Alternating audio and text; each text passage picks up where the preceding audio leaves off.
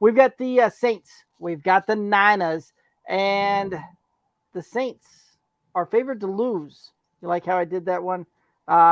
It's the Niners that are favored to win by 9.5. The over-under on this one, 43. What are your thoughts on this one? I'm taking San Francisco and the under on this one. I think 43. I think 43 is going to be a tough point total to get to from the Saints output, right? Like you're basically looking at what 27-17 is basically the implied point total.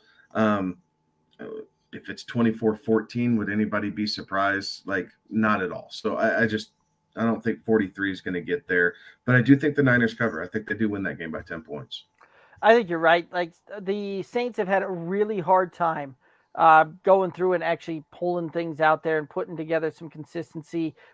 I keep hearing reports that Taysom Hill, they're underutilizing him. They're going to utilize him more. Well, that doesn't really help the Saints put points on the board.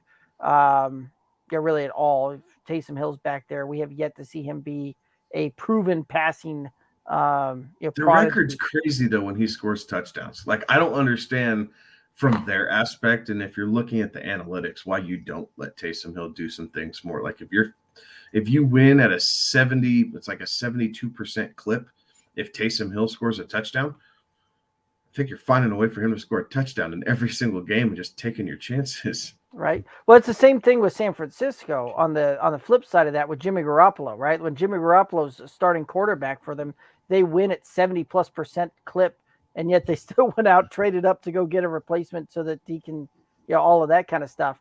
So it's interesting some of the way some of these things work out. But yeah, I do think San Francisco wins this one. I think that you're going to see them cover this thing pretty easily. I do think that the under, right? I made mention earlier that the Broncos are a terrific defense and very good at not allowing other teams to score points.